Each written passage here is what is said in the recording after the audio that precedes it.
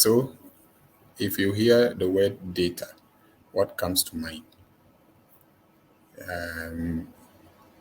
So, we always say that I don't have data, I want data, I want to buy data, or somebody send me data, and all those things. And if we don't have data, we say we cannot go to the internet, or we cannot browse, or we cannot. So, what exactly do you understand by data? Some things they sound very simple, but a little bit complex. So, what is it? I always say that I get my information from those who are always following me. So, what is data? In basics, what is ICT? They will say is facts and figures that is yet to be processed. I don't like that kind of teaching. It's a root way of learning. So, I like to bring matter very straight to the point.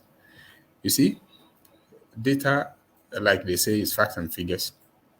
Data means everything of value that you want in your computer, on your phone, or on your spreadsheet, or in your book, wherever that you want to use it for anything. So if you pick your phone, you see that, and you go to the internet, you are either going to read a text, you are going to watch a video, you are going to watch maybe a picture, or you are going to put something there, or there's something you are going to do. Now, whatever you are going to do, it means that there is some kind of information you are going to pick, or there's some kind of information you are going to drop. Now, what happened is that people have realized that there are people in all parts of the world who need something.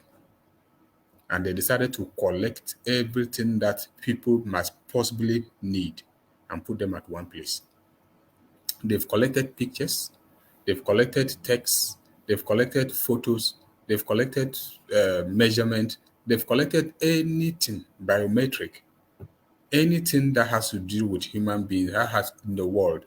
They've collected things about animals, about birds, about houses, about trees, about rivers, anything that you can think about, and they have stored them. They have put them at one place. So the place they have put them, maybe they have put them in a computer, and they have decided to create a road or a way that you can walk to that place and pick any of those things that you want. And so when you pick, so when you walk to that place, you can pick whatever. Either it is a video you want, then you go there. Somebody has already gathered all the videos in this world and has put them. If it is a picture, the person has gathered every kind of picture and they are there, so you can go and pick it. But you and I cannot walk to wherever the place is. So the person has decided that, okay, let me create another, or let me bring out another way through which you can simply get this thing. So he decided to create a mobile phone and decided to create a computer in such a way that as I am sitting here, if I want a video of the president, I know where I can simply maybe Google, and then the picture will come, and then I can go there and pick. So now, all these facts that somebody has gathered and put them in a particular computer, they add. That's what we call a data. And now they are put there with some kind of measurement. Now, each of them is measured in a unit we call bits or bytes or whatsoever. Then it goes to kilobyte, to megabyte, to gigabyte in that order. So when you say you are buying data, it means that you are buying all those things that you go to internet to go and pick and watch or to read. That's what you are buying. So if you have bought, let's say, data, let's say 30 megabytes, it means that that 30 megabytes can only access all the information that the person has stored in the computer I have already mentioned of a size of 30 megabytes. So you see that you can go there and you can continue to look at the things, and then all the things you are going to look at immediately the things are up to 30 megabytes, you can no longer look for another thing. Then you said what? My data is finished.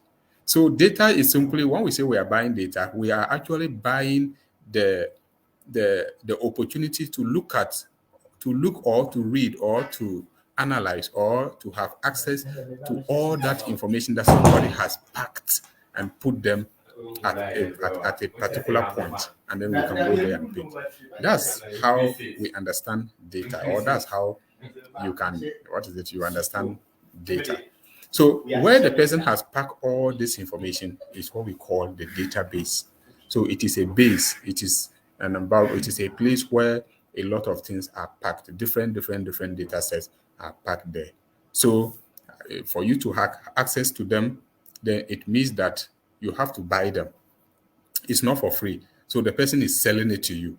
So if you buy, let's say, if watching 10 videos, if you want 10 videos and the cost of each video is, let's say, 1 CD, it means it's 1 by 10. That's 10 CDs. So you need to buy data, or you need to buy some internet accessibility that will allow you to watch the 10 videos and whatever.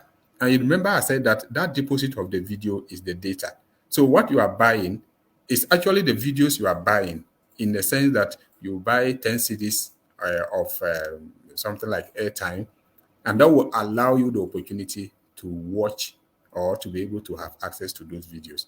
Maybe you want to download an article, maybe the article is just maybe 1 or 2 megabytes. You need to have that. So that's the size of it. So you see that that person has the computer or has the room where he has packed plenty of all the things you can ever need. So each time you want it, you always pay and then you pick it. And that is why we always say that I don't have data to browse. It means I don't have the opportunity to to access that data that the person has kept, or access the facts and figures and whatsoever that the person has kept somewhere. That's simply how we understand data. It's not any big thing. And it just came to my mind that I should do something like that. Thank you. I just noticed some people are watching, so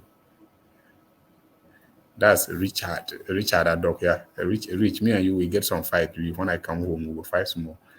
But thanks for doing the watching. So that's it about data and then databases. I will see you tomorrow for another short video.